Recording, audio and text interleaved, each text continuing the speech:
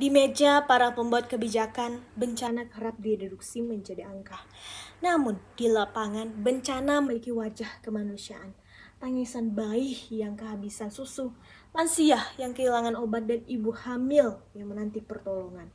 World Health Organization atau WHO melalui laporan State of the World Nursing 2025 menyatakan bahwa perawat merupakan kelompok tenaga kesehatan terbesar di dunia, mencakup sekitar 59% dari seluruh tenaga kesehatan global. Namun, bagaimana mungkin kelompok tenaga kesehatan terbesar di dunia justru masih minim untuk dilibatkan dalam pengambilan kebijakan kebencanaan? Saya, Vanessa Dwi Indah, mahasiswa program studi keperawatan Universitas Lambung Mangkurat, berdiri sebagai the voice of resilience, bukan untuk meminta pujian, melainkan mengajak kita mengubah paradigma. Sudah saatnya perawat tidak hanya menjadi pelaksana di akhir alur bencana, tetapi juga menjadi perumus kebijakan di awal perencanaan. Dari menghitung denyut nadi korban di hilir krisis, menjadi pemikir strategis yang memegang penah kebijakan di hulu keselamatan publik. Mengapa suara perawat harus hadir di meja kebijakan?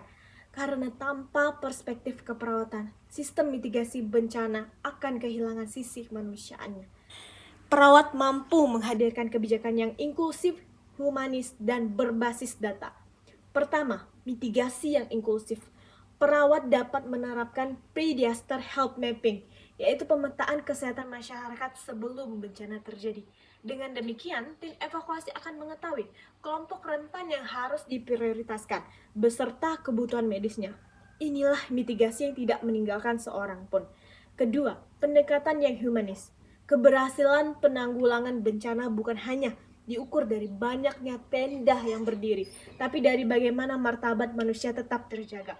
Perawat memastikan adanya ruang laktasi, zona ramah anak, sanitasi yang aman, serta pencegahan penyakit. Karena keselamatan bukan sekedar bertahan hidup, tapi hidup dengan bermartabat. Ketiga, kebijakan berbasis data di era digital.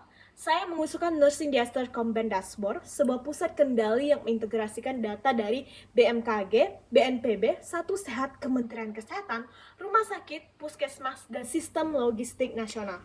Saat bencana terjadi, kecerdasan buatan menganalisis data tersebut untuk mengidentifikasikan kelompok yang rentan dan memprediksi kebutuhan tenaga kesehatan, obat-obatan, oksigen, dan logistik secara cepat dan berbasis bukti.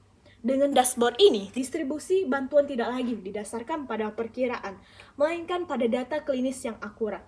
Keputusan menjadi lebih cepat, tepat sasaran, dan mampu menyelamatkan lebih banyak nyawa. Inilah transformasi peran perawat di era digital.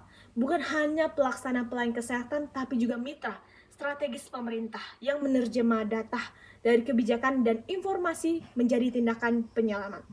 Para pemangku kepentingan yang saya hormati, bencana memang tidak dapat kita tentukan kapan datangnya.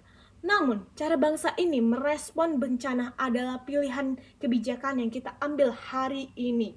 Penanggulangan bencana tanpa melibatkan perawat akan kehilangan perspektif lapangan dan nilai kemanusiaannya. Mari kita wujudkan Nursing Disaster Command Dashboard, sebuah langkah nyata yang menempatkan perawat bukan hanya sebagai penyelamat di garis terdepan, tetapi juga sebagai penentu arah keselamatan publik di meja kebijakan. Saya adalah the voice of resilience. Selama perawat belum duduk di meja kebijakan, suara ini akan terus bergema demi Indonesia yang lebih tangguh, lebih aman, dan lebih siap menghadapi setiap bencana. Saya mengucapkan terima kasih.